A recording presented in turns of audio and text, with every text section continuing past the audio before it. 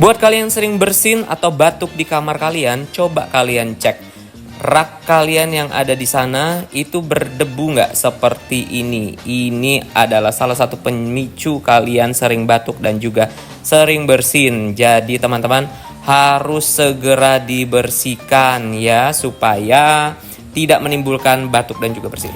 Gua mulai membersihkan dari atas, tengah, dan juga bawah pakai tisu basah aja. Bersihkan semua benda yang ada di atas rak sampai benar-benar tidak ada debu. Raknya juga sudah bersih.